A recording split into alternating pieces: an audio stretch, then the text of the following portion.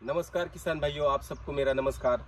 ये हमारा मेरे भाई भारत शेठ और हमारा ये फार्म है 2.5 एकड़ का ड्रैगन का ये प्लॉट है। 9 महीने इसको कंप्लीट हो गए हैं। तो क्या क्या किया है मैंने वो आपको मैं बताने वाला हूँ। आओ यहाँ पे, ये जो डिस्टेंस है भारत भाई, कितना डिस्टेंस है बताओ? 10 फीट का।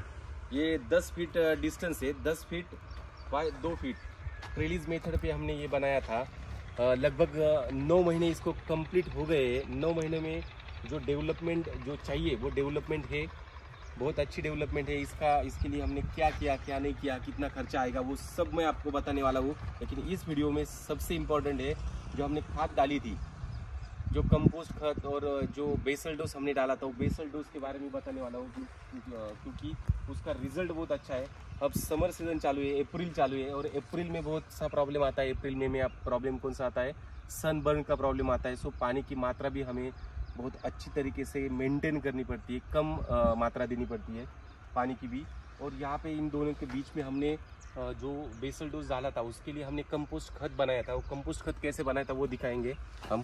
कंपोस्ट खत यहाँ पे ही हमने बनाया था कंपोस्ट खत, और उसके साथ हमने सॉइल टेस्टिंग की थी इसकी। और सॉइल टेस्टिंग के बाद उसमें क्या क्या कमतरता है, कौन कौन से खाद की कमतरता है, NPK और दूसरा माइक्रोन्यूट्रिएंट में क्या कमतरता है, ऑर्गेनिक कर्ब है या नहीं। थोड़ा ऑर्गेनिक कर्ब कम था वहाँ पे, OC जिसको बोलते हैं वो कम था। उसके लिए हमने क्या किया था, ये कंपोस्ट खत। ये कंपोस्ट खत अगर आपने दिया देखा यहाँ पे, ये पूरा यहाँ पे हमने बनाया था। ये कंपोस्ट खत है, देखो ज़बरदस्त है कंपोस्ट खत। और ये कंपोस्ट खत का खाद जिसको हम बोलते हैं, इसका यूज़ हमने किया था। इसमें हमने डाला था गोबर, 4-5 ट्रैक्टर गोबर डाला था। उसके ऊपर डीकम्पोजर डाला था, डीकम्पोजर ट्राइकोडर्मा सब डाल के ये पूरा प्रोसेस किया।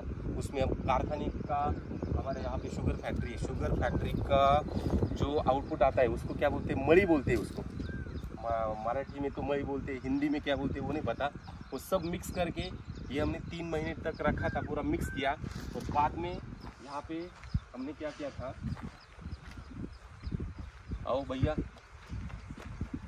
हिंदी सब ये बहुत से वीडियो में हिंदी में बनाता हूँ, लेकिन हिंदी थोड़ी सी मेरी कि यू कैन अंडरस्टैंड हिंदी में, ओके नो प्रॉब्लम। यहाँ पे पूरा वो हमने मिक्स किया। वो कंपोस्ट OC कम था, इसलिए हमने क्या किया, वो कंपोस्ट खत बनाया।